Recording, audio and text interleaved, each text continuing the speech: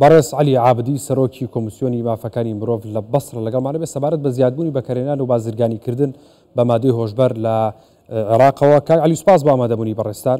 دۆخێک لە عێراقا دروست بووە کە ئێستا سەرجەم یعنی جونگەکانی کۆمەلگای گرتووەتەوە، گەنجان تووشی مادی هۆشبەر بوون بە ڕێژەیەکی بەرچاو. هێزانمونیەکان بەردەوام لە هەوڵی کۆنتڕۆڵکردنیان بۆیان کۆنتڕۆڵ ناکرێت. کێڵگەی مادی هۆشبەر لە عێراقا هەیە لە ناو ئەبرێ، یعنی چی وای کردووە مادی هۆشبەر بەم ڕێژە زۆرە هەبێ لە عێراقا؟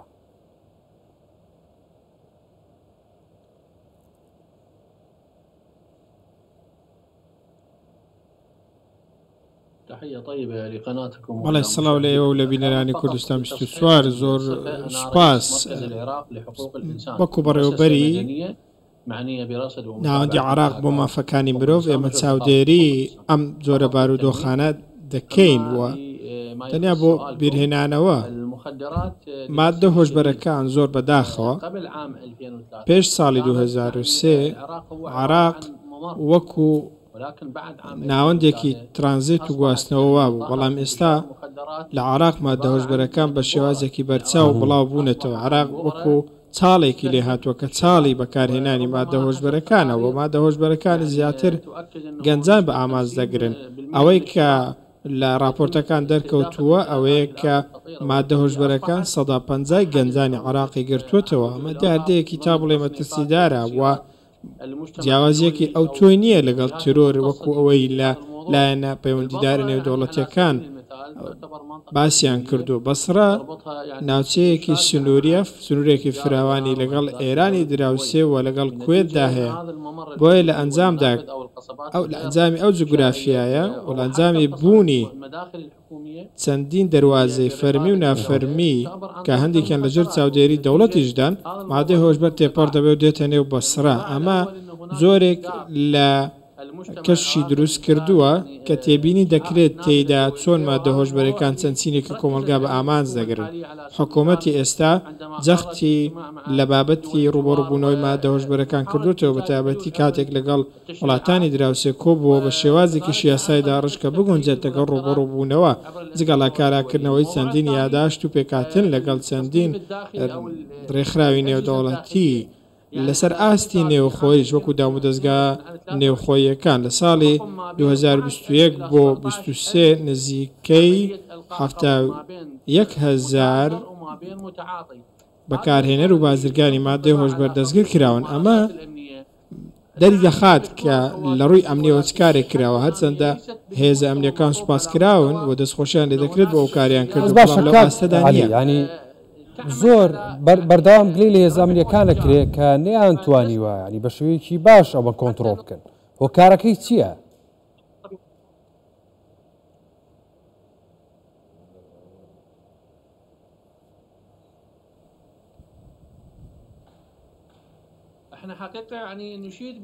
ڕاستیەکەی ئێمە هەمیشە گوتمانە دەستخۆشی لە کاری هێزە ئەمنیەکان دەکەین، بەڵام بابەتەکە پەیوەندی بە ڕێکاری خۆپارێزیەوە هەیە.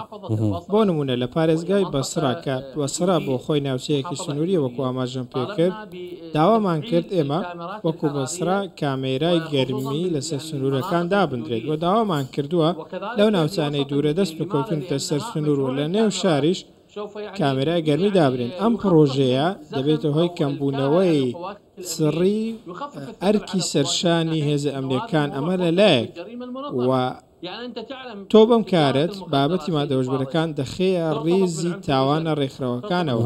مانەوێتیان نا مادە هۆشبەرەکان پەیوەندی بە خۆکوشتن بە کێشەی ئابووری بە کێشەی نێوخێزان و دەیان بابەتی دیکەوە هەیە. بۆیە کاتێک هەندێک لایەنی سیاسی کە دەستیان لەم بابەتەدا هەیە و لە بازرگانیکردن تێوەگلاون مادەی هۆشبەر دەبێ بزانین کەسێکی ئاسایی فەرمانبەر و کەسێکی بابلێن کرێکار مامەڵی پێوە ناکە، بەڵکو لایەنێکی دەستڕۆیشتووە کە مامەڵی پێوە دەکات. بۆیە ڕێکارەکانی حکوومەت بەلایەک ڕێکاری شەرمنانن تاکو ئێستا ناوەندی شیانەوەی وەکو پێویست نییە بۆ ئەوەی تۆ چارەسەری کەسانی ئاڵوودەبوو بکەیت.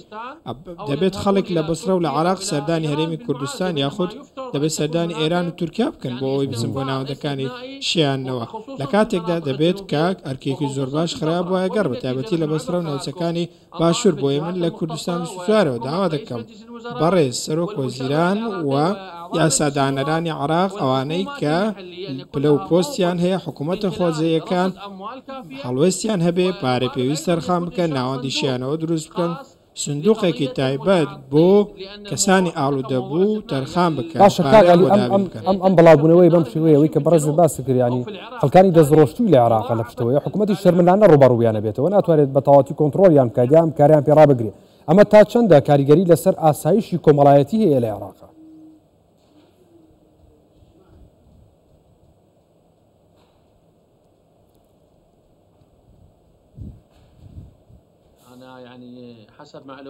من وەکو ئەوەی دەیزانم بۆ وەکو ئەو راپۆرتیانەی لەبەردەستی ئێمەدا یەکێک لە بازرگانانی مادە هۆشبەرەکان کاتێک چاودێریمان بۆ بابەتەکەی کرد یەکێک لە سەرچاوەکانی کەسێک بوو کە لە هێز ئەمریکاندا بوو تە مادەی هۆشبەری لەو کەسەوە دەگەن ئەمە مەترسیدارە ڕاستە ئێمە دەڵێن بە نمونە هێزی ئەمنی ڕێز هەوڵێکی زۆریان خستوتە گەڕ و جگەلەوەش هەنگاوی بێوێریان هەبوو بەڵام بەشێکیان بەڕاستی بڕاون لەلایەن گەندەڵکارانەوە ئەمانە دەستیان لە بازرگانی کردە بە مادەی هۆشبەرەوە هەیە و هۆکاری بڵاوبوونەوەی مادەی هۆشبەر لەبەرەوەی هەر ئەمە زانیاری بڵاو دەکەنەوە و هاوکاری بەشێک لە بازرگانانی مادەی هۆشبەر دەکەن دەبێت و بەڕێز وەزیری ناوخۆ عەبدولئەمیر شەمەری هەنگاوی ڕۆژ دووجددی بنێت بۆ ئەوەی ئەم کەسانە دەستگیر بکەن دەبێت مەرجعەتی باڵای ئاینی بەڕێز سیستانی و لایەنە کۆمەڵایەتی و دامەزراوە نێودەوڵەتیەکان هەر هەمویان داوایان کردووە کە هێزە ئەمنیەکان بە دەستێکی پۆڵین حکم بکەن لە هەمان کاتدا گوتویانە ڕێکاری خۆپارێزی بگرنە بەر لەسەر ئاستی سنوور سەر ئاستی کامێرای گەرمی لەسەر ئاستی پاراستنی گەنجان لەسەر ئاستی کۆکردنەوەی گەنجان دابینکردنی هەلی کار دەیان بابەتی دیکە کار و چالاکی وەرزشی ئەو شتانەی کە ڕەنگە بنەوە ئەوەی ئەم ڕێکارانەکەم ببنەوە بەڕێز عەلی عابدی سەرۆکی کۆمیسیۆنی مافەکانی مرۆڤ لە بەسڕەوە سوپاس بە ئامادەبوونی بەڕێستان بەخێر بێت.